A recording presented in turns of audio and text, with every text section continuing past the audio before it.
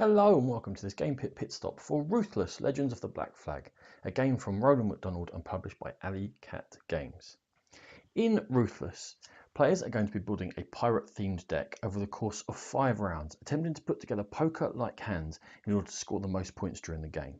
Beginning of each round, the players draw 5 cards. Now to start with, your deck only contains 2 different types of cards, and they're going to allow you to take one of the 5 basic mandatory command actions on your turn. You must command, and then you've got the ability to recruit if you wish to up to 3 times a round with any money you've been able to collect. So the first type of basic card is a powder monkey, which is a basic type of crew.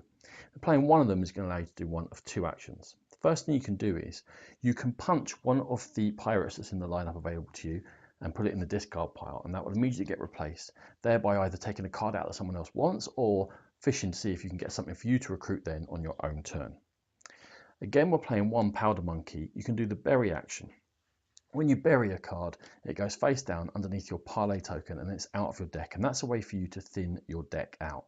Now the parlay token, what it's for is it's worth 1 point at the end of the game if you haven't used it. But if at any point when you draw the 5 cards at the beginning of a round and you don't like some of them, you can throw as many away as you want into your discard pile and redraw the same amount and flip it over and not score the point at the end of the game.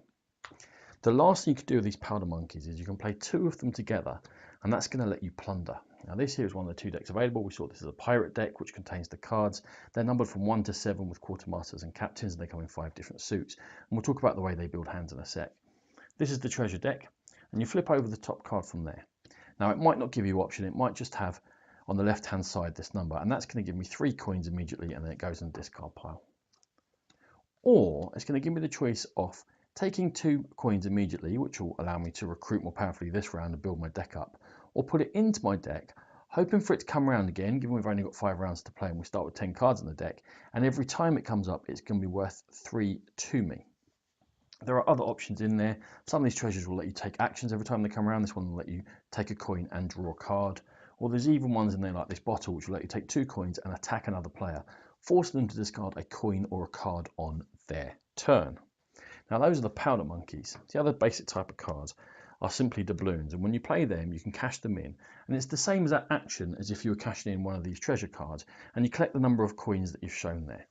And that will be the 4th of the actions.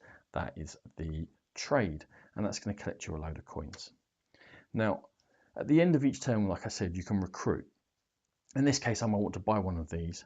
I would pay 2 money and bring down this pirate. Now you can recruit a maximum of 3 times during your turn. But bringing that pirate in, I immediately get to take its actions. In this case, it's going to allow me to bury one of my cards for my hand or discard pile and get me another coin.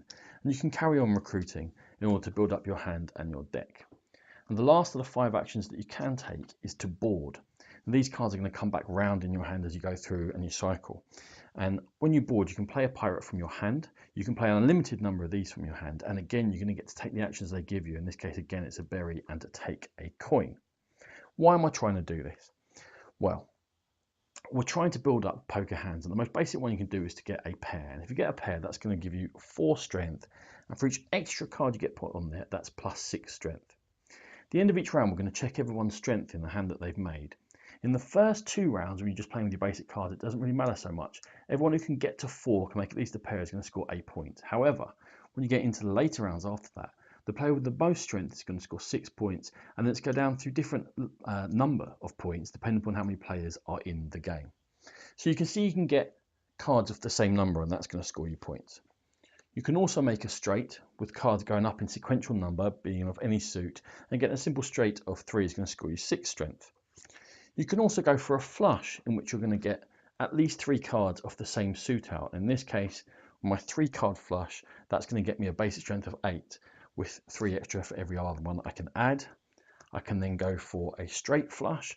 That's going to give me 12 points. Another one on there will give me 16 points. And that is the second best type of hand you can get. Because if you can get a full ship, and that is play a card of every single type in the game, every single number, that's going to give you a full ship and score you 25 points. Now you'll note also that quartermaster and captains are the most expensive to recruit of the cards in the game, but they're also going to score you points at the end for having them in your ship deck, 1 for each quartermaster and 2 for each captain. The other ways in which you're going to score points are by having your achievements and having the highest strength at the end of a round. You're also going to have 1 if you haven't used your parlay token, and these are legendary achievements. Now they are set up for a basic, and there are various ones you can have, but in this case, the most value cards in your deck is going to score you 4 if you've got the most and 2 if you've got the second most. This is how many pirates you've been able to bury during the course of the game, and there are variations like if you can bury treasure, or if you can be a mutineer and bury captains and quartermasters, you lose points on them, but maybe you'll get away with scoring some bonus points from there. At the end of the game, you can add up all the points that you've put together from there, and the person with the most points is going to be the winner of Ruthless. This has been a Game Pit Pit Stop. For more videos like this, check out the Game Pit channel on YouTube. For more in-depth coverage of gaming, please find the Game Pit podcast.